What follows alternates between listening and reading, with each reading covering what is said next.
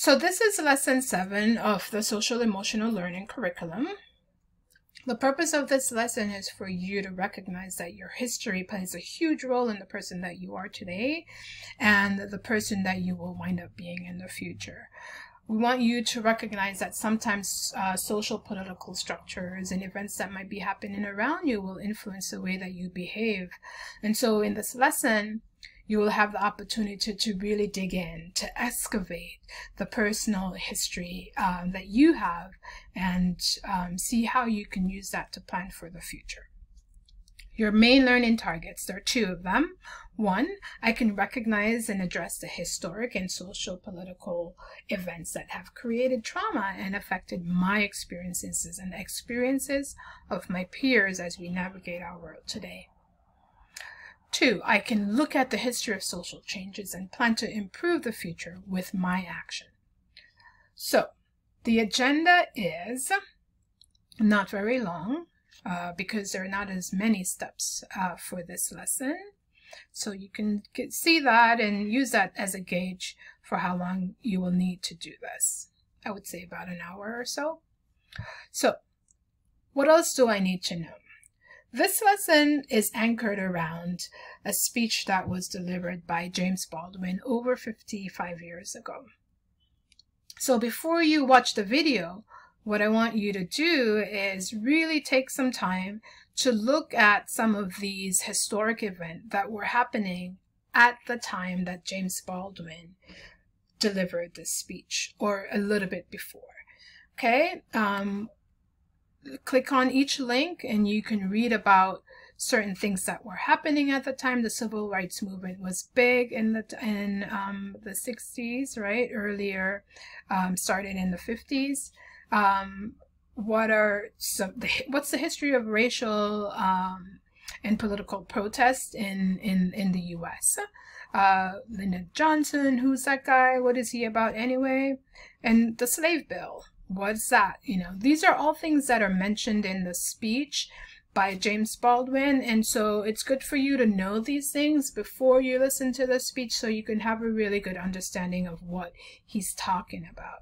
While you're listening to the speech, if you want to come back and click on some of these links so you can have an understanding while you're listening to it, that's a really great idea too.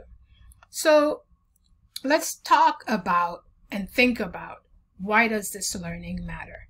So for this section, I want you to think about, why does this learning matter today? What's the reason why it's something that's important for us to start thinking about and learning about as our world progresses today?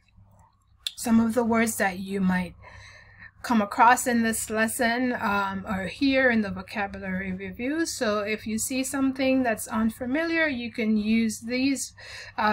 You can use this vocabulary review, or you can use the one that's at the top here on the glossary. It's on the top of each page. Okay.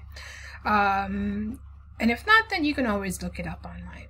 Some of the skills that you will wind up using, or you'll have an option to use, are here. There are at least 4 different things that are listed, but again, there are different ways that you can execute this. And so if you choose another way that helps you, then that's fine. These are all ways that we suggest that you do this.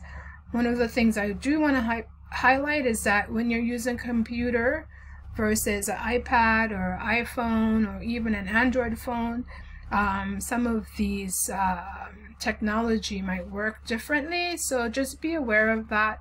If you don't see a link here, then you can, find something online. Usually there are lots of links out there on YouTube. So here's a video that I referred to earlier, the speech that was given by James Baldwin. And so you click on this link and it will take you to the speech, and it's a video as well, so you can watch him and see what he's looking like and how he carries himself as he delivers the speech.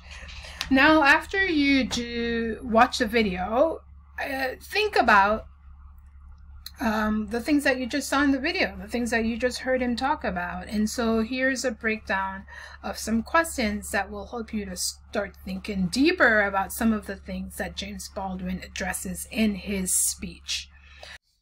So now you're on to step 3. In step 3, you will plan a dialogue that you would want to have with James Baldwin. Imagine yourself speaking directly to James Baldwin.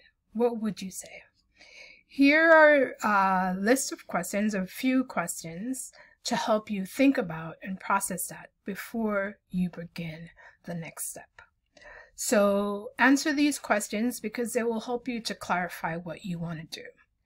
After you've answered these questions, move on to step 4, which is to create a dialogue. Now you have an opportunity to use all the answers from the questions that you were asked before to create a dialogue and write it down, so that way when it's time for you to record your dialogue, you'll have a script to use. Think of at least 5 questions that you want to ask James Baldwin. If there are more questions that you have, feel free to ask more than 5 questions, but 5 is a really good starting point. So imagine yourself talking to him. What are some questions that you'll have for him? What do you think he would respond to your questions? Is it possible that he might respond to your question with a question? If that's the case, add it in. Once you have your dialogue written out and your script written out, now the next step is to record that. In recording the script, there are many different ways that you can do it. You can create a Flipgrid, you can use iMovie, you can use Padlet, you can even create a timeline, a story on your Instagram timeline and share it with us. However you want to do it, that's up to you. If you've decided to use Flipgrid, here is the login code for this particular lesson that you can use in Flipgrid. If you want to use Padlet, you can go ahead and create your own Padlet. If you're still not sure which one of these you want to do or how you want to do this, here are some really good examples of how you can use any of those programs to do this project. You can create an iMovie, you can create a timeline on Instagram, you can even look at Padlets from previous students to see how they use Padlet to create a story or to tell a story. So these are just examples for you to look at so that you can get ideas of how you can do it. Once you are done with your project, once you're done with your recording, make sure that you insert a link here. If it's Flipgrid, it will automatically save it for you. But if you do something on Instagram, or even if you do an iMovie or Padlet, you might want to insert this here before you return your work to your teacher. Before you press send, before you press complete, make sure you insert it here so that your teacher will be able to see it and be able to see that you were able to successfully complete this project. One more thing that you might want to do.